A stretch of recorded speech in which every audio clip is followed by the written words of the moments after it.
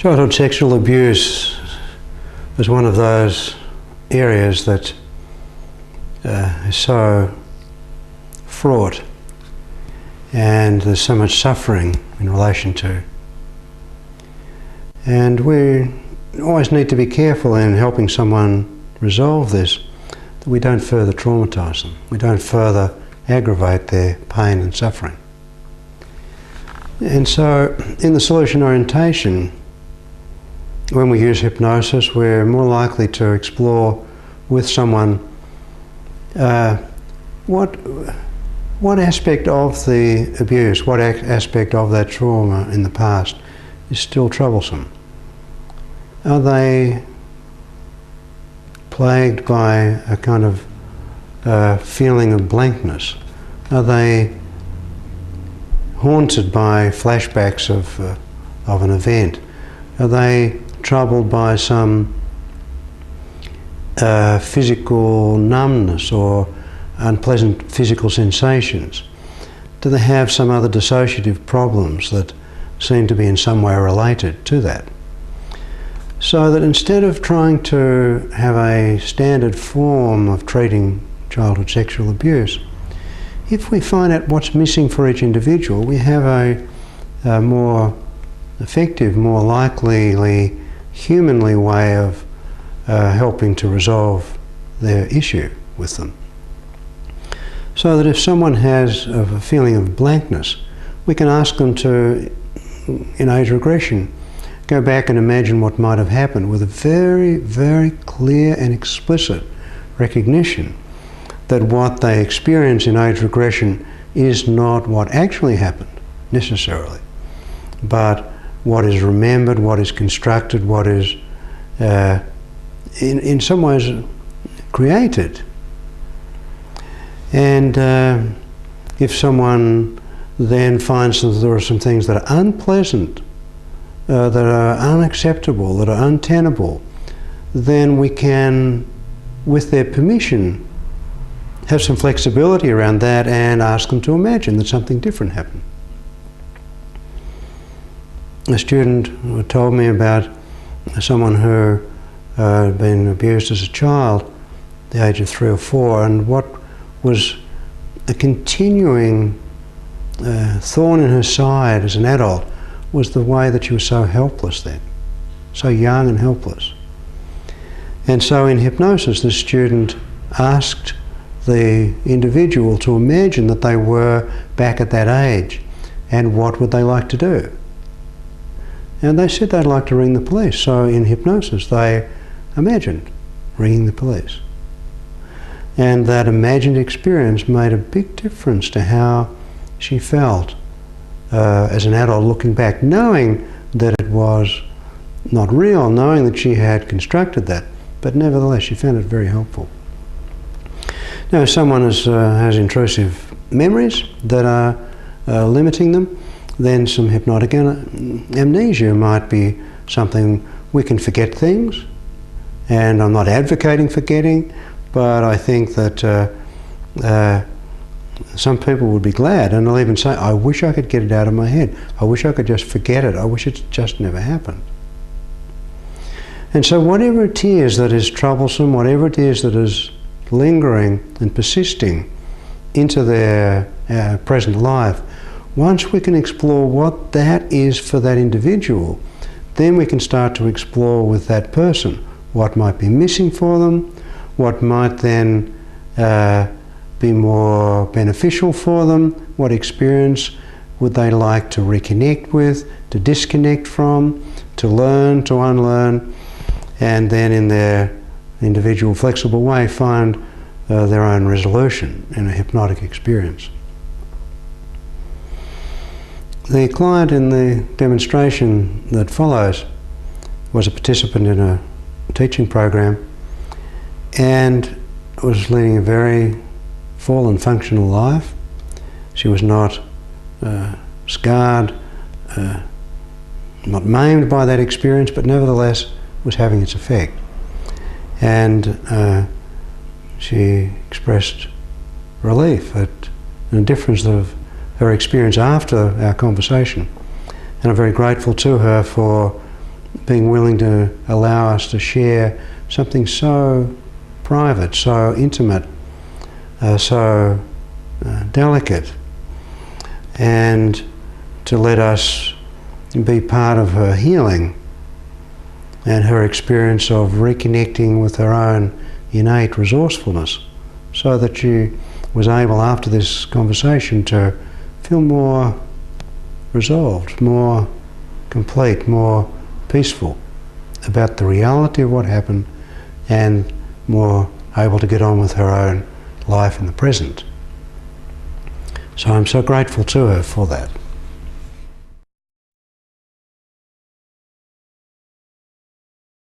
The book that she'd been reading. And the book, I hadn't read it, was about a girl who got lost in the wrong land. And somehow someone was going to go into that place by travelling through time and help bring her back home. And so I asked Helen, do you think that, she hadn't got to the end of the book, do you think it's going to turn out all right? Oh yes. She said, I don't know how it's going to, but I know it's going to turn out all right. So she had also told me some things that she liked doing. She liked maths and she liked running. 400 metres was her distance. And so I asked her to imagine that we could make up a story similar to what was in the book and just pretend, like in a kind of acting sense. And that this story could be about a girl called Helen. And that Helen was in the wrong land, and that she was going to find her way back home. And how did she feel about finding her way home from the wrong land? And how do you think she might have felt? She's in the wrong land, doesn't want to be there, and she wants to get home. She's going to get home. She's thinking about getting home. How does she feel? Good, I suppose. Yeah, she felt good. That's exactly the word that she said, good. So I said, just imagine that you're on your way home and you can probably see people there waiting for you. And apart from your family waiting for you, there's going to be a dog. And it's not going to be like dogs that you might think this is going to be a special kind of dog. She said she'd like patting cats and other kind of creatures. She liked that. She just didn't like dogs. And I said, this dog's going to be different. It's going to have a fur more like a cat or more like a creature. How do you feel about that? Oh, she said, well, can you be excited? Oh yeah, she was looking forward to that. And then she gradually was getting closer and closer, and you could see this dog, and she was really looking forward to meeting this dog, seeing this dog, and petting this dog. And eventually she got home, and she patted the dog, and she felt really good about it. And I said to her, you know that that was just a story. You know that we were just pretending. You know that we were just making that up. But I said, sometimes in a situation like this, something can change. Yeah, she said, I feel different. I said, what's different? What's happening? She says, changes. Just like that. Changes. Very self-assured. Changes. And I said, how do you know that what we've done here is going to be helpful? And she said, it feels like a blanket has been waved over me. Mm. In any case,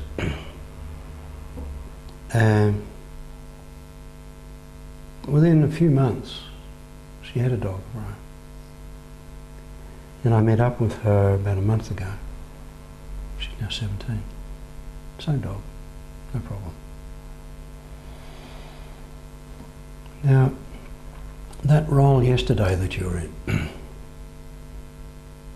without putting yourself or us through the embarrassment of having to actually go into the act of that, would it be okay for you to close your eyes now and just remember what that was like yesterday to be... Well, the audition was better. I might go into the audition. Okay, go for the audition.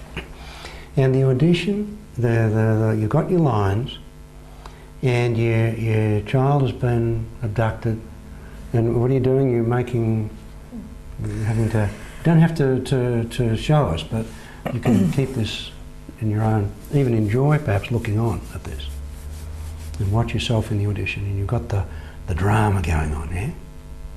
Yeah?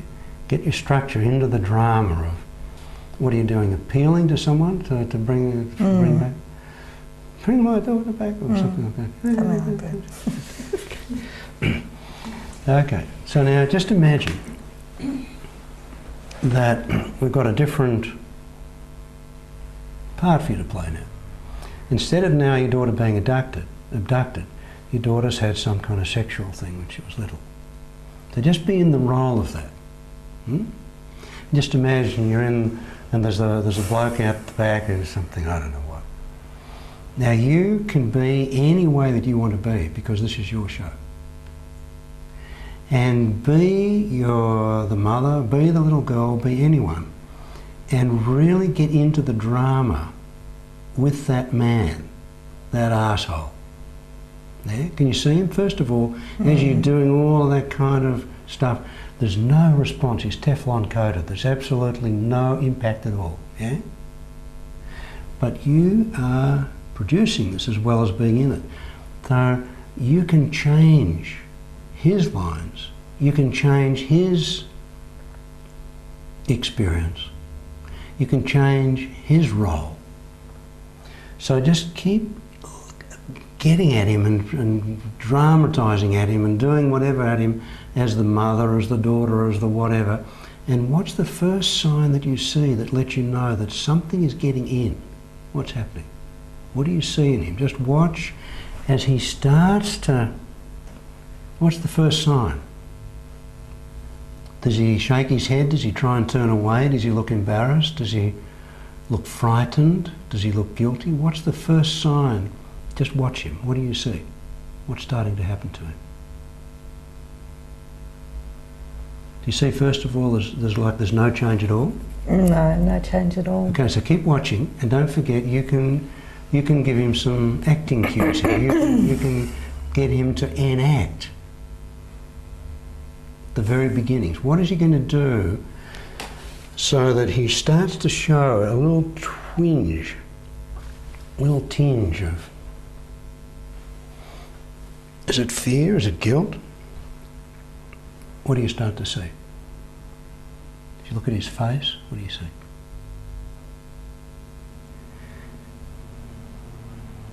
This is just a rehearsal, yeah? It's not real, just pretending. So what do you see?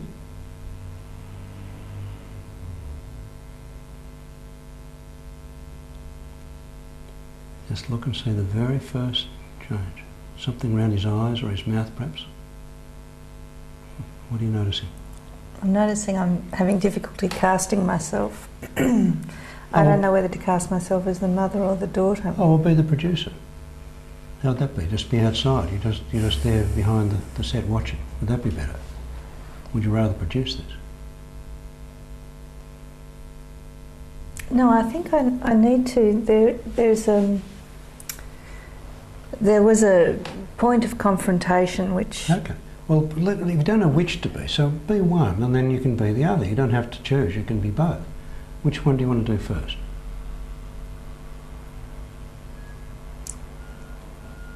I don't feel I have a choice, I just have to do what I have to do here. Okay, well what do you have to do? I have to be the child. Okay, so be the child, and even though you're only 4, You're the child, but you're also able to impact him because this is a play. It's not real. Yeah? So what's happening with him? You're the child, now what's happening with him? What do you see with him? Let you know that something is getting through to this fella. What does a little girl of 4 see in this person? Fear, I suppose. If you see the fear, how do you see it? In his eyes. Okay, now what do you see? Do they look a little wider, or does he lift his eyebrows, or what? Oh yeah, they look wider. Okay, now that, as that little girl sees the fear in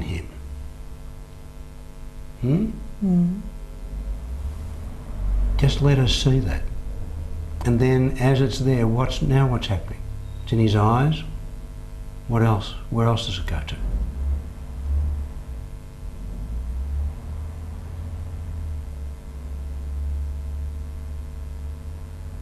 Does he open his mouth?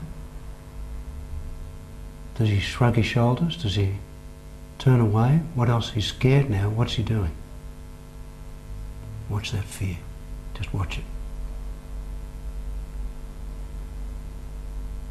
What's he doing now? He's sort of backing away. He's backing away, yes. And here's a little 4-year-old girl, and he's backing away. And as that little girl sees him backing away and sees how scared he is, how fearful he is, can you let us really see that? He really is scared, isn't he? He's backing away, isn't he? Now let that little girl just look at that and see that. Let us see. He is scared. He's backing away. And can you let that recognition that he is scared, and he's showing that in his body, he's showing that, can you let that recognition in, well, I don't know how, but just have it make sense to that little girl. I don't know how she can make sense of that. I don't know how, when she sees he is scared, I don't know how that changes her experience, but it changes it, doesn't it? Something different when she sees that. Whether she feels that somehow she has some influence, whether she sees that he has been hurt, that he has been affected, he's been influenced, he's been hit by that. I don't know exactly how, but does she see that he is scared? She sees that? Yeah. And is she letting herself really recognise that he is scared? Is she recognising that? Maybe not fully. But she sees it, doesn't know what to make of it. Doesn't know what to make of it, or does she what's happening when she sees it?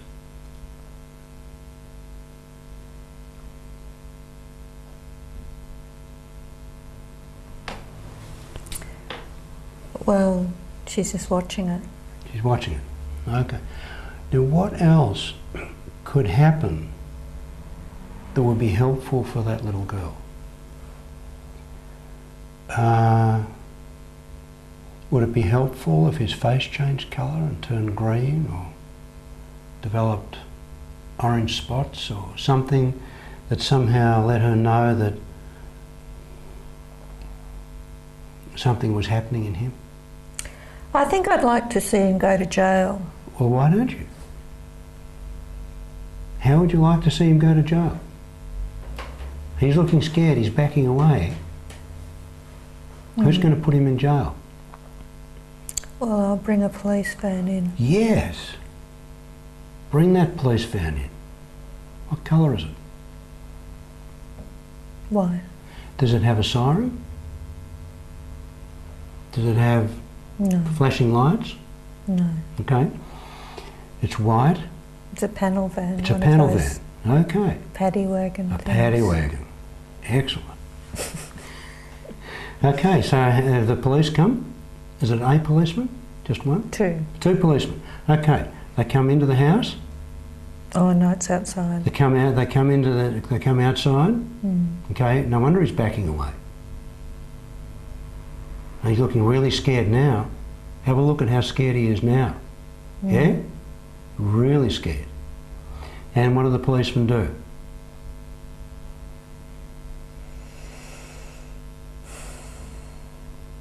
They walk around to go and grab him. Yes. And?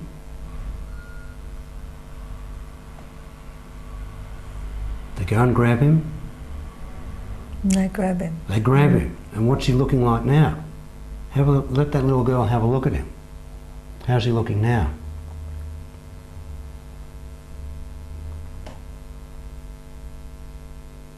Broken.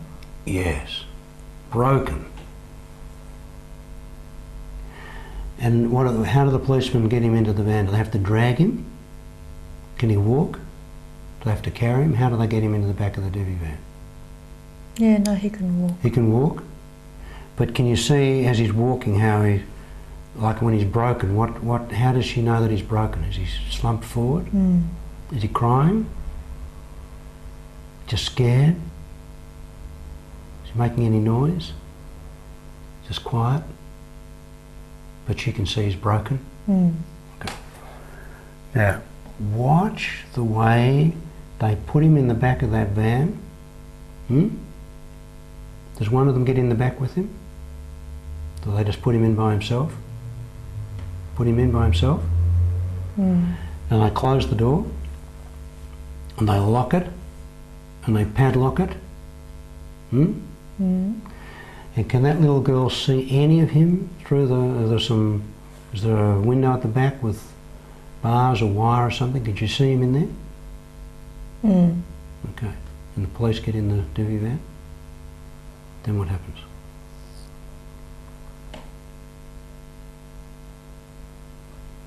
What happens to him now? He's in the van, what happens? Just watch it like you're watching a...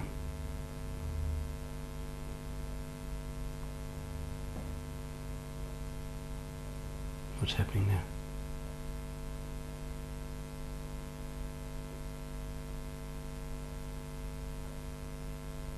Just in the van. Yeah. And how's that little girl feeling?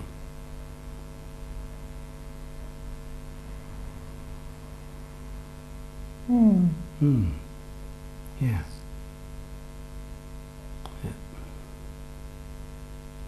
Does that feel good?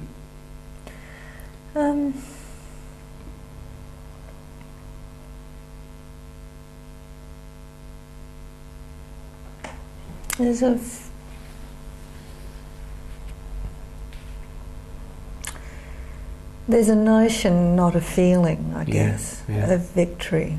Okay. And as she notices that notion of victory, she got that notion? Okay. And can she somehow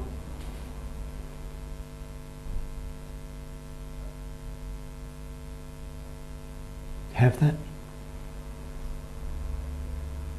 Somehow experience that? Somehow memorize that? Recognize that? Well,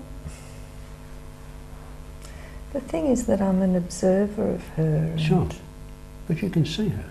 And when she has that notion of the victory, what do you observe that lets you make that observation?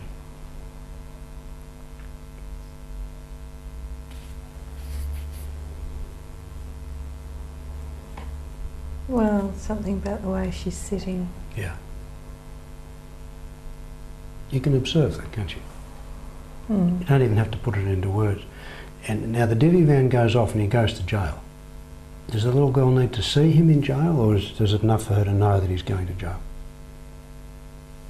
What else might she need, if anything?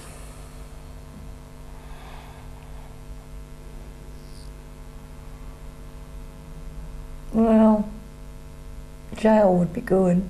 Yeah, does she want to see that he's in there? Okay. And I want an apology too. Okay. So, you want to visit him in jail? Yeah. Okay. So you're visiting him in jail. How's he looking?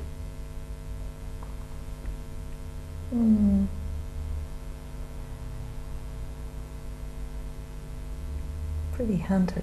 Yes.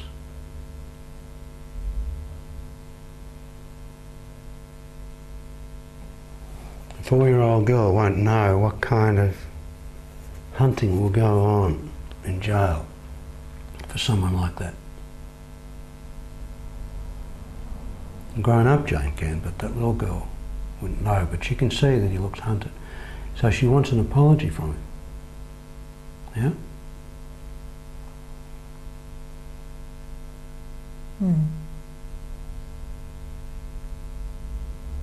So let him give that little girl an apology. And make sure that he says it in such a way that she hears it and accepts it. He might apologise and she might say, no, it's not good enough. You might want to get him to apologise a couple of times, or a few times, yeah? What's happening? Well, the apology just doesn't cut any ice. Doesn't. So she got the apology. She wants something more. What does she want?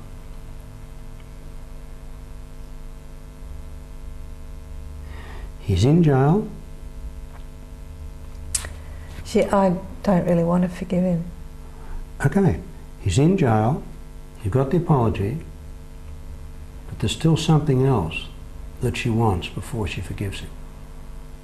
Forgive him not like saying he's nice, but forgive him like saying, okay, I can put that in the past. And I'm thinking of what Linda said about that man in the volcano. So what can she do so that without forgiving him, without somehow condoning what happened, that somehow she can let it go? What does she need to do so that she can say, okay, when I leave jail, leave him, I'm going to leave this behind me?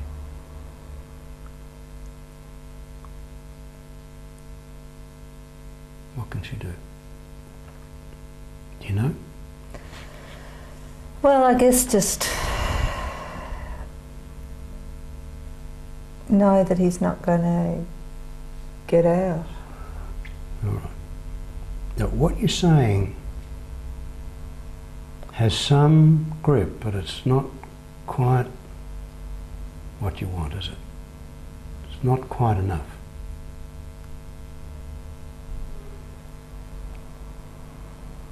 There's still something. And I wonder if you can imagine that that little girl leaves the jail and whatever else it might be that she needs to leave behind, whatever else it might be that she needs to have for herself, that somehow as she leaves the jail, she can on the one hand leave anything that she doesn't want, leave it behind her. And on the other hand, as she leaves the jail, she can find herself moving further and further away from that and then moving towards where she's going. Now, I think it's important that you and I realise that we're imagining all this. And that he didn't go to jail, and he didn't apologise, and he wasn't frightened. I think he was frightened. You think he was? Okay. I wouldn't be surprised. He didn't show it, maybe. No, I think he did, but I didn't. You hadn't seen it before? No, I didn't You've seen really. it now? Okay. And So that when fear, Dad confronted him. yeah, now that you see that, there may be somehow, if I can say it this way, justice in how he is suffering from his own fear. And that may make some difference to that little girl, or as she grows up, knowing that even though it may not have been made explicit, he suffered. No? Not for long enough. Not for long enough, no. But there was some suffering. Not as much as you or she might have wanted, but there was some. But whatever else is happening, there can be something about this experience which, not necessarily directly related to it, but simply because you were willing to look at this, that there may be something that is something that's not yet quite clear or not quite apparent yet, that's going to let you really resolve this. It may be that some of the things that you've said or imagined you can play with in your imagination or dream, or I don't know, can happen in your imagination without you even knowing. Or it may be that you see something on television, or you read a book, or you see something and somehow that allows some connection or some disconnection, some letting go in some way. Or it may be something quite different, but there's something about this experience which has shifted something for you. Something has started. And it may have even moved further than you realise. It may have even allowed more of a letting go than you're aware of. Or it may be that there's something that's there that's will warrant some further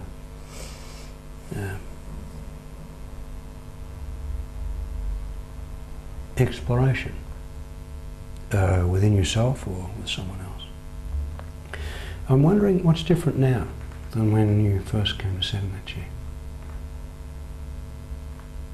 What are you aware of?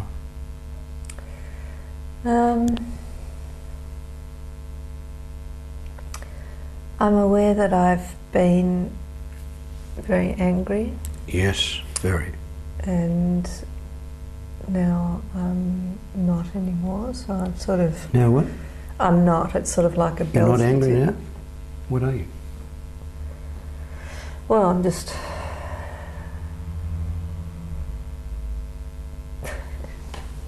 disappointed.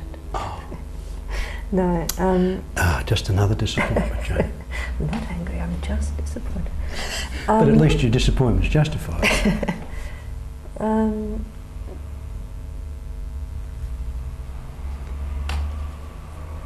Yeah, so you're not so angry. Well, it's sort of like I've been on like a yeah. bell statistic, you know. Yeah, okay. I've sort of been angry and then Okay. All right. come back again. Okay. And is there some way that when you look you can see that the way you've moved on that bell thing, that your structure is different now? Do you notice that you feel different? There's something different in you?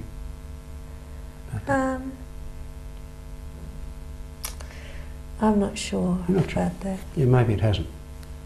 Looks like it has,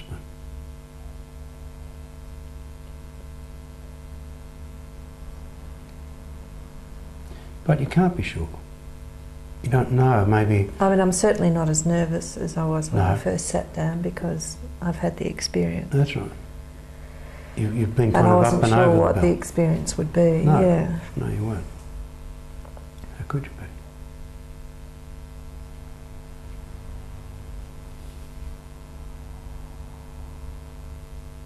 But as you say, you got through it.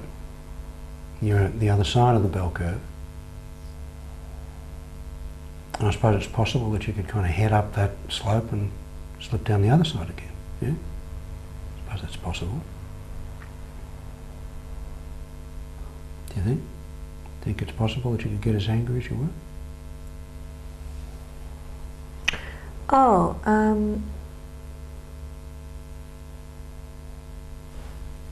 I suppose if I decided to go back there. If you decided to go back there, but it might take effort, which you may or may not be willing to make. Mm. And when you said, oh, I was wondering whether, is there something that you were thinking there, something that was happening, that I interrupted with that question?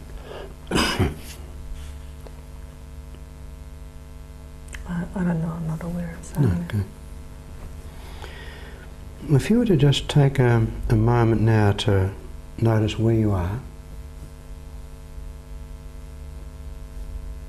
either on the bell curve or in some other way that you could imagine, and see where you've come from at the beginning of this conversation, and maybe continue on further back. If you were to look then in the other direction towards the future and see how you might like to be, in an ideal situation, given the reality of what did happen, what would be your ideal experience now? If you could just choose any way of being with what did happen back then, what would be ideal for you?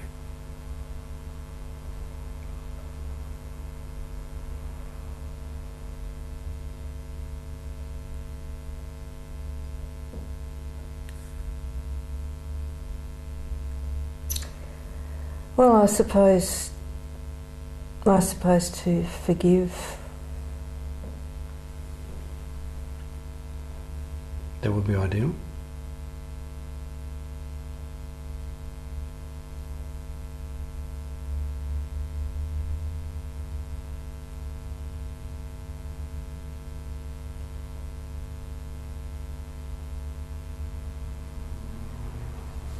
I suppose, given that he's dead.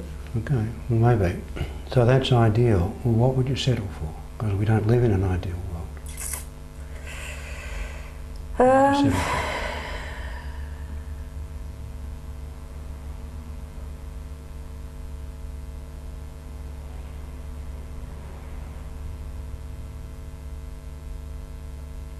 I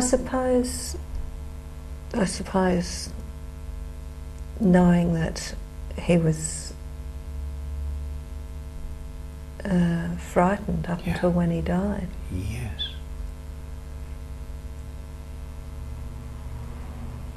That does make a difference, doesn't it? Mm. Yeah.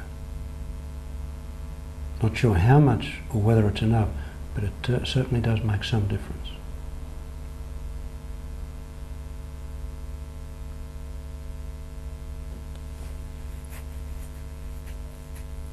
It's more than nothing. It's not as much as you might want, but it's more than nothing.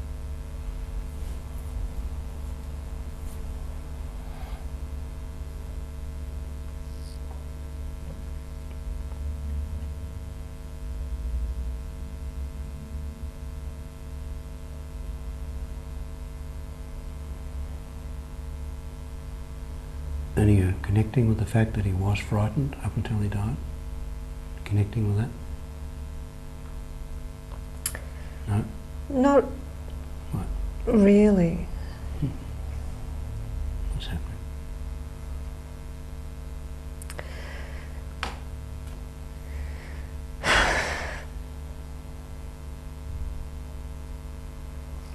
Is it okay for you to be upset like this? All right, good. It's just difficult to talk. Yes. Well, I don't need you to talk.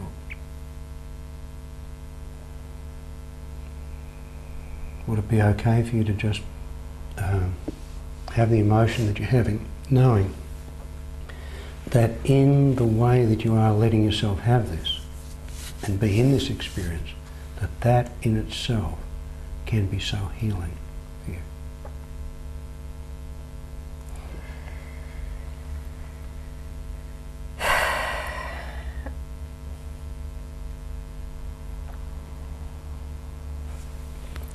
You can say I anything just you wish want. there was some way that Mum could forgive herself. Okay. Yeah. That's important to you.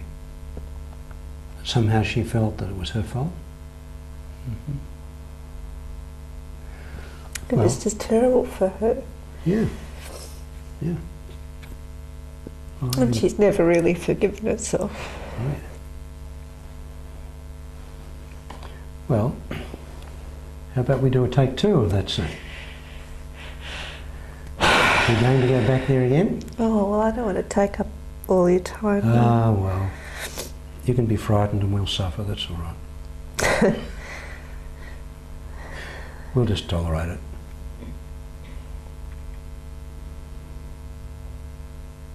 Should we ask the others if it's all right? Or we just make them suffer, or what do you think? You want to ask them? Yeah. It's okay if we do some more? They all say yes. So how about we go back to that place? So he's in the back, he's outside, okay? And you're watching him as the 4-year-old. Now? Let me get back there. Okay. Take all the time you need in the next 3 nanoseconds. Okay. Back there. So this time we want to take care of your mother. So can you in some way, I don't know, not play your mother, but as the producer or the observer or something, know what your mother is thinking and feeling? Yeah? As if you somehow know her lines, yeah? Do you know what I mean? I want to make sure there's some kind of connection there. Yeah? You doing that?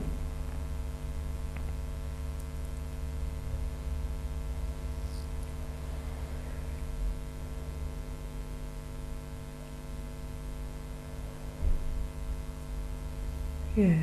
Okay. So, let your mother see what's happening, that he's frightened, that the little 4-year-old sees that he's frightened, that the little 4-year-old knows that he's going to be frightened until he dies. Let your mother see all of that.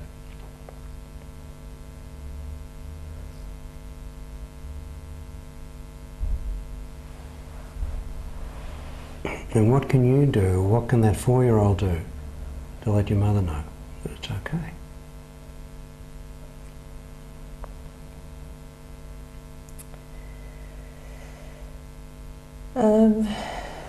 I can let her know that I feel protected by her.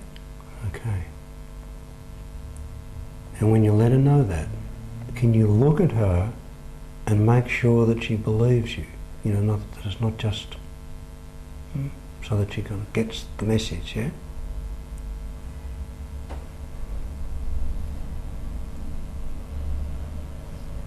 So you're letting her know that. You feel protected by it. And it wasn't her fault that that happened.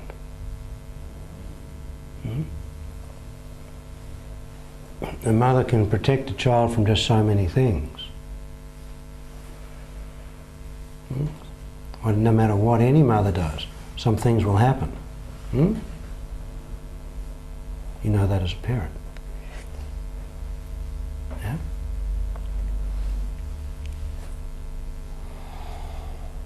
As parents, we often blame ourselves for what goes wrong. And sometimes our children even are very cooperative in helping to remind us about that. That it's our fault that something goes wrong, yeah? Do your children ever do that to you? Yeah. But a parent can only do what a parent can do. You can't do everything. You can't prevent a child from falling over or being sick or I don't know. Yeah. You know that as a parent. So how can you let your mother know that just because that happened, it was just something that happened that she had no way of preventing? How can you let her know that? Well, I have talked to her about it. Yeah, but I want you to tell her back in that time when you were 4. The police are coming.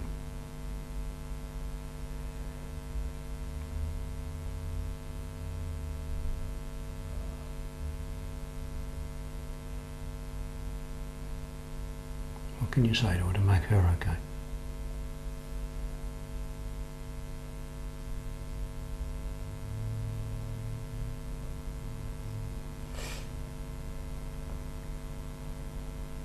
Comes to mind.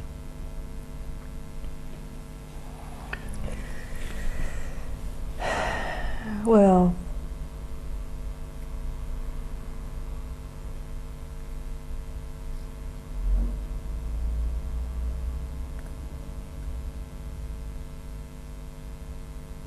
I'm imagining that there was a confrontation between my father and this man when they found out, and Okay.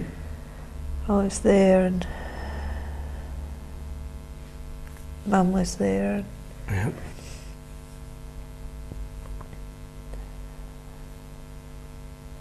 I suppose I could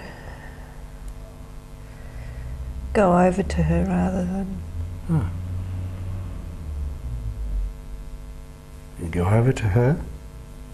Mm-hmm. What do you say to her? What do you do? Just Make hug okay. her, I suppose. Okay. Oh. I had an idea. Why are you doing that? And I don't know, it's just my idea, that you might also tell her that he tried a second time and you bit a bit out of his arm. And so at an early age you learned that you can defend yourself. And you actually learnt that in a way that a lot of people didn't. A lot of kids before don't know that they can. Mm. And you learnt that you've got sharp teeth, strong jaw, and you're a very strong little girl. And you learnt that from that experience. Not that you would want to have had that, but having had that, you learned about defending yourself, didn't you? Yeah. Yeah, and that's something that's been going to be useful for that little girl as she grows up. And there may be some way that you can, I don't know how you can say that to your mother, but it was horrible, but at least you learned something. It's not going to happen again. That was just my thought, but I don't know whether she's interested to hear that.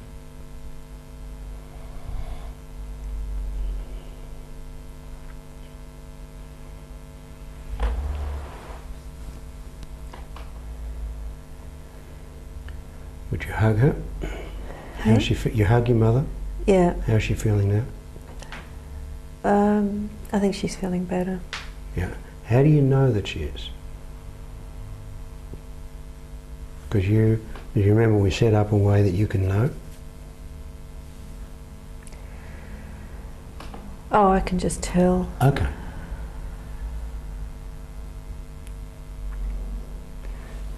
And now that you can tell that she is okay, how does that help? How does that help that little girl? Knowing that her mother's okay. How does that help her?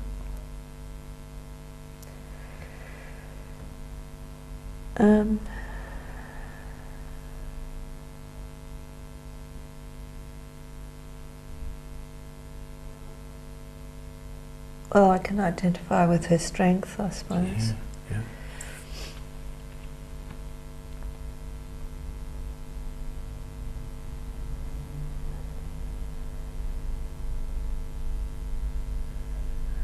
Such a bastard of a thing to do. Yes.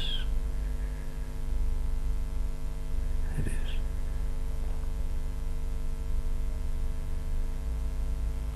And it happened. And you learned to be strong and to defend yourself. And you learned that you can look after yourself.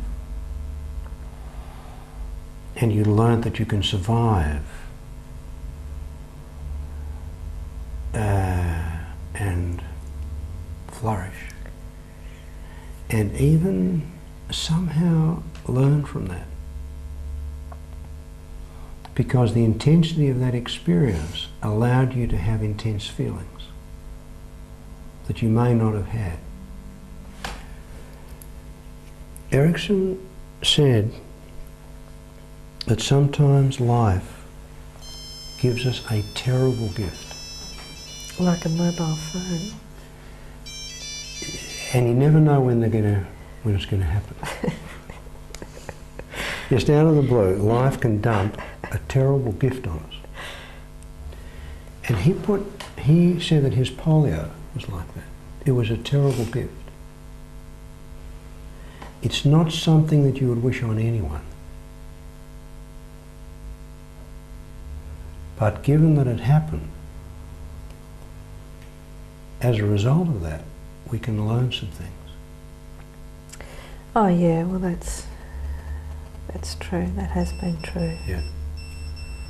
So it's a gift, but it's not something pleasant. It's something that you know, time and time again keeps coming back. And getting louder. And sometimes you wish you could just turn it off.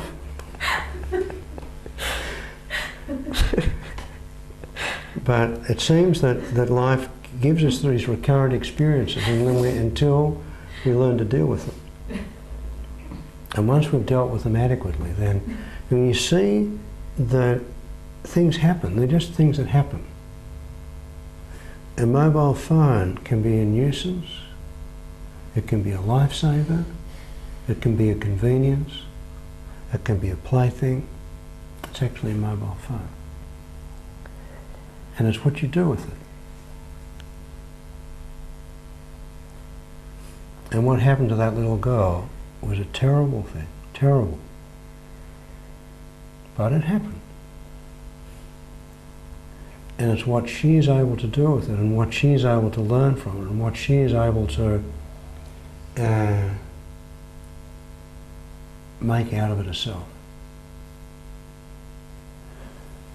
Now, when Erickson said that his polio was a terrible gift, and he said that he's so glad to be in a wheelchair because he gets to meet nice people,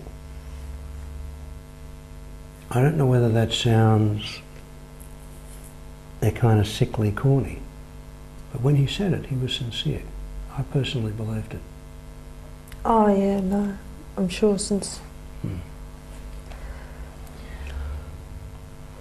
So, I don't know what's going to happen with Helen, and speaking with her about the situation that she's in now, but looking back, she had very nice memories of those conversations that we had.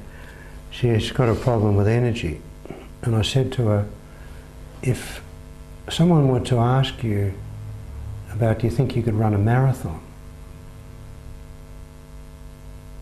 I could imagine that you might say, I could run a marathon, pigs might fly. And she was able to make that connection. And so I could say to her, well, don't run a marathon today, and don't plan a marathon the next few weeks. But who knows, in a few years, whether you will or will not be running a marathon. I don't know, neither does she.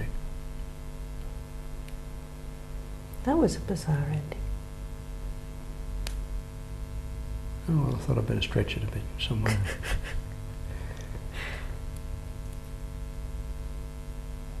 And I don't know whether you're aware of the way that some people deal with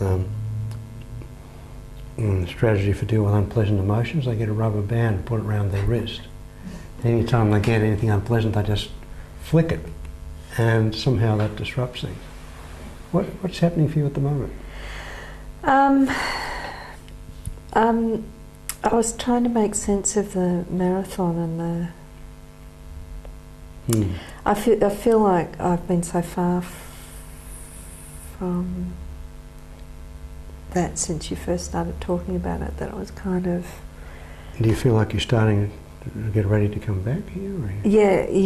Mm-hmm. Yeah. Okay. And wouldn't want you to do that until you're ready. But I think it might be nice if somehow you could just let all I didn't mean that... to be rude when I said it was a bizarre ending. I just... Oh, I just thought it was you just giving me a terrible gift there. I thought you were just giving me an insult to see whether I could have the moral fortitude to cope with it.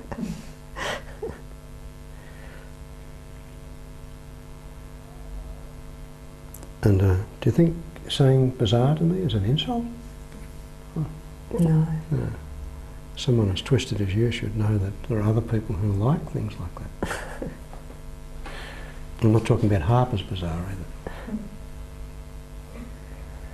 So, Oh, I'm coming. okay, take your time. Take your time.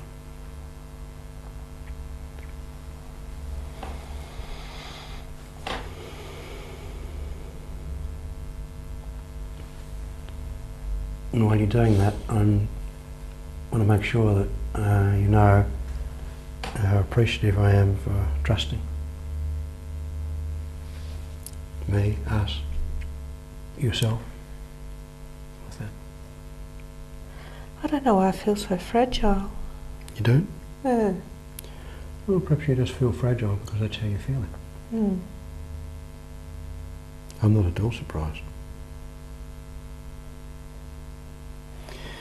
But I'm wondering whether it's okay to videotape this. Is it okay to? Yeah, it's fine. Yeah?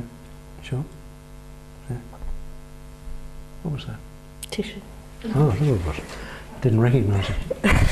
It looked more like some rubber. whiteboard marker than me. Oh, thanks. You sort of wipe your face with that, I don't know. That would, Thanks. Oh, man-size. oh, yes. Man-sized tissues for man-sized problems.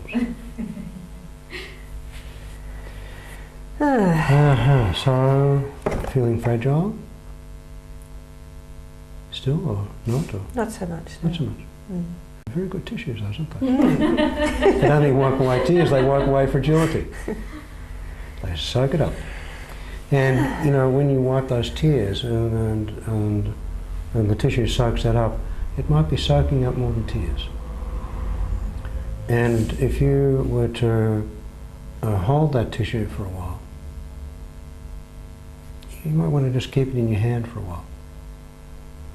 And then when you're ready, after, I don't know, a few seconds or minutes or hours or days, you can put it somewhere. I think I told you about someone who told me that she had a problem with childhood. She felt she'd been carrying the burden of a childhood around. Didn't think. And she said it felt like she'd been carrying this weight around. So I got a brick that we had here and put it in a plastic bag, and I said, I'd like you to have this. This is a symbol of the weight that you've been carrying around. Oh, okay. Yeah. And I said, carry it around until you're ready to put it down, thinking, you know, I'll give her 5 minutes. 12 months later, she was still carrying it around. Oh, you're kidding.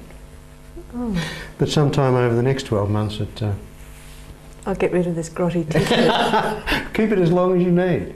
There's no hurry.